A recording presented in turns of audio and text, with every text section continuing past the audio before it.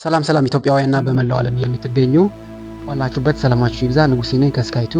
እንግዲህ የዕለቱን ርዕሰ ጉዳይ ብዬ ያነሳሁትን ሀሳብ እንወያይበታለን። ከዛ በፊት ግን ለቻናሌ አዲስ ሆናችሁ ላይክ፣ ሼር፣ ሰብስክራይብ በማድረግ ቻናሌን እንድታበረታቱልኝ በታላቅ አክብሮት እጠይቃችኋለሁ። ምክንያቱም እናንተ ላይክ እና ሼር ሰብስክራይብ በቀጣይነት አዲስ ስራዎችን በርትቼ ጠንክሬ እንድሰራ ስለሚያበረታታኝ በድጋሚ ሰብስክራይብ እንድታደርጉልኝ ታላቅ አክብሮት እጠይቃችኋለሁ። የዕለቱን ርዕሰ ጉዳይ ብዬ ያነሳሁት ሀሳብ ላይ እንወያያለን። እንግዲህ ምንድነው አለመድረስ? ከማን ነው የማንደርሰው ነው ብዬ አስባለሁ። ምክንያቱም በአንድ ሀሳብ ልጀምርላችሁ። እኛ ጋር እንዲደረግ የማንፈልገውን ነገር ሰዎች ላይ፣ ነገሮች ላይ አለማድረግ፣ ያ ማለት አለመድረስ ነው። ስለዚህ እኛ ጋር እንዲደረግ የማንፈልገውን ነገር በፍጹም ሰዎች ላይ፣ ነገሮች ላይ ማድረግ መቻል የለብንም። ያ ከምን ጋር እናያይዘዋለን? ባውንደሪ መጠበቅ። ባውንደሪ መጠበቅ ማለት መገኘት ያለብን ቦታ ላይ እንገኛለን፣ ማድረግ ያለብንን ነገር እናደርጋለን፣ ተገናኝተን ኮሚኒኬት ማድረግ ያለብን ሰዎች ጋር ኮሚኒኬት እናደርጋለን። ከዛ ውጪ ግን ከኛ ፍላጎት፣ የኛን ስብዕና፣ የኛን ክብር ከሚነኩ ነገሮች መቆጠብ መቻል አለብን። እነዛ ነገሮች ደግሞ እንዳይደርሱበት ምን ማለት መቻል አለብን? ስቶፕ በቃ። እና ደግሞ ባውንደሪያችን መጠበቅ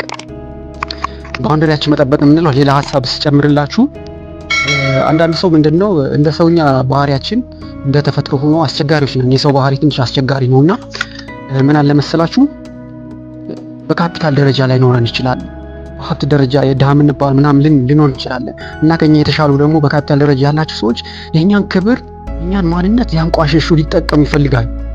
እነዛን ሰዎች ግን በብዙ መታገስ የለባችሁ። ምክንያቱም እናንተ የሰው ልጆች ናችሁ። ትልቅ ክብር አላችሁ። ወደዚህ ዓለም ስትመጡ በትልቅ ዓላማ ነው። ፈጣሪ ሲፈጥራችሁ በትልቅ ዓላማ ነው። ትልቅ ክብር ሰጥቷችሁ ነው የመጣችሁት። ስለዚህ በሀብት ደረጃ ዛሬ ልታጡት ትችላላችሁ፣ ነገ ላይ ግን ትደርሱበታላችሁ። ለዛ ለምትደርሱበት ነገር ደግሞ ዛሬ ላይ ክብራችሁን መሸጥ መቻል የለባችሁም። ስለዚህ ኖ ማለት ባለባችሁ ሰዓት ኖ ማለት ነው። ክብራችሁን በፍጹም እንዳታስነኩ። ዛሬ ላይ ድሃ ልትሆኑ ትችላላችሁ፣ ምንም ነገር ላይኖራችሁ ሊሆን ይችላል። ነገ ላይ ግን እንደምትደርሱበት ማመን መቻል አለባችሁ።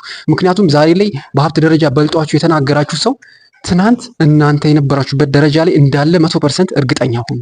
ማንም ሰው ሲመጣ ይዞ አልመጣም። ሜቢ ወደዚህ ስንመጣ ወደ ምድር ዓለም መጣ በቤተሰብ በአካባቢ ባሉ ነገሮች ልንበላለጥ እንችላለን። ነገር ግን ሁላችንም ራቁታችን የመጣ ነው። ማንም ወርቅ አድርጎ የመጣ የለም።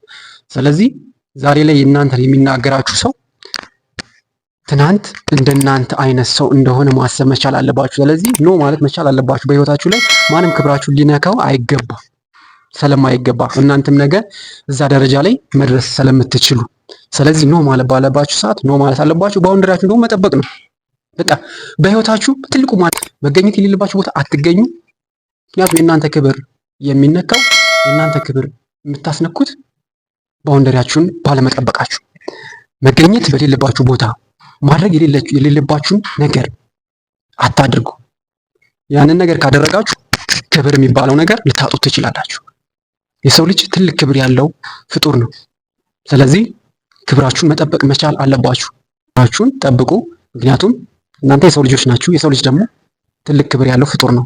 ባላችሁበት ሰላማችሁ ይብዛ። በድጋሚ ቻናሌን ሰብስክራይብ እንድታደርጉልኝ ታላቅ አክብሮት እየጠየኳችሁ የዛሬ ቆይታ ይህን ይመስል ነበር። ሰላም ሁኑ።